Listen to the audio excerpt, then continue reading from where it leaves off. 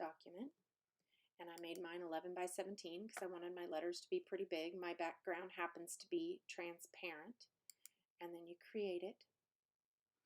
And from here, I don't know if it's necessary, I always add one more layer and leave the bottom layer by itself. So I'm going to add one letter, a T, whoops, and then I'm going to go up here. It's already Baskerville bold, which is what I actually want, and then I want it to be pretty big, so I'm going to make it like 2800 pixels. That's still probably not as big as I want it, but that's good for now.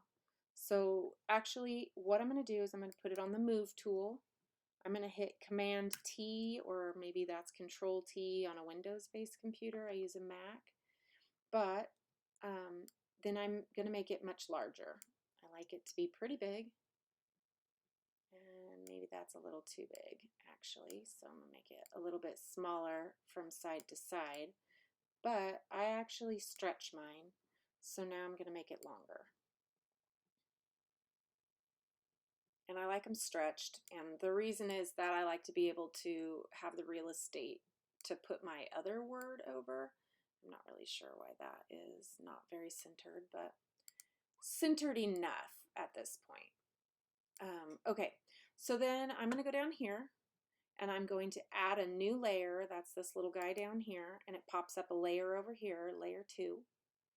And I am going to go to my File and Place Embedded.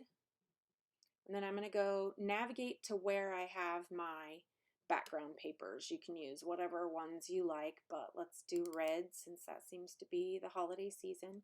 And then it needs to be as big as the letter. And you can change it a little bit where it shows up on the letter in a minute. So I went ahead and said I want that. And if I move it, you can still see my T is below it. And in the layer panel, it has to be above the T layer. So then you could either right click and hit Create Clipping Mask, or let's undo that. You can hover over it, make sure that one's selected. You can hit Option, and then as you drag your little finger down, it makes this little box while you're holding the Option key, and then you click it, and it creates your clipping mask. Those are two ways that I know how to do it. So now we're still on our move tool, and we can kind of move that around, like wherever you want that plaid to line up, you can do. So let's just kind of make it right in the middle. That'd be easy. So now I'm going to go back down here to the T that I created. It's no longer, well, hang on. What we're going to do is I'm going to double click that, and I'm going to add a stroke. It opens up my layer style panel, and I'm going to add a stroke. And you can probably see that it just added that stroke in white. I actually want that stroke to be black, so I have another one sitting here. I have two strokes, one white, one black. That was to speed up my process. And then you can hit OK.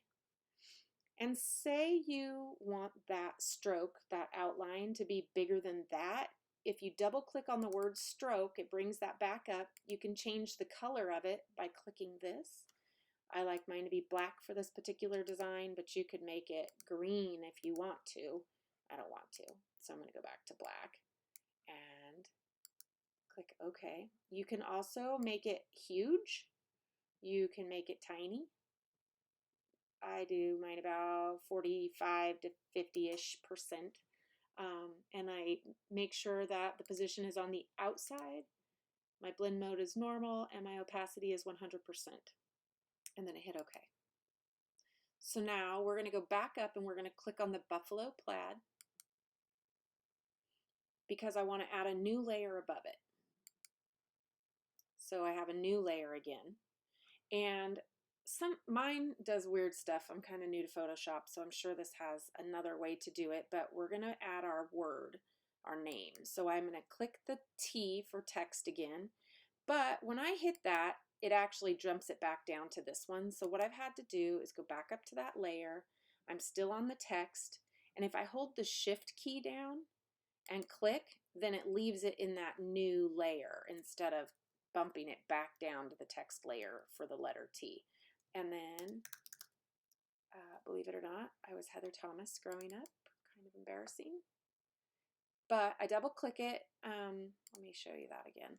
So obviously it's huge because it's still Baskerville. So I'm going to double click that.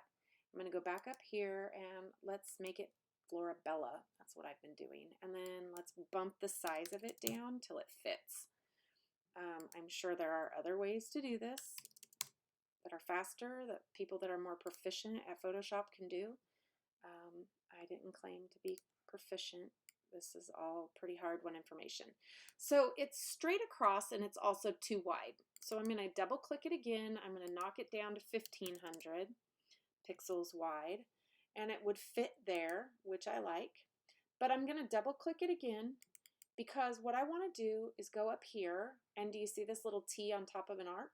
I'm going to click that and then my style is rise and it's a warp thing.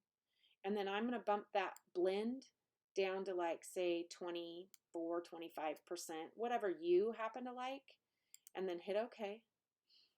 And then I'm going to check mark it. Okay, so now I've got Heather. I think it'll fit in my borders, but if it doesn't, you can always bump it down in size just a little bit more. But now I need that cutout. And we all know that in sublimation, white does not print. So what I'm going to do is I'm going to double click on this layer. Not if I double click on the word, it tries to make me change my name. But I'm going to double click on the layer over here. And I'm going to add that other stroke that I had made, the white one. And I'm going to hit OK. So when we print this out, it's going to be pretty simple. You know, like when we sublimate, it's not going to print the white, so it's going to just have open space right there. And you could double click on that stroke and make it as big as you want to. I was keeping them kind of equal, but you could do whatever you like. It's just personal preference. Anyway, I hope that was helpful. And you guys have a great evening.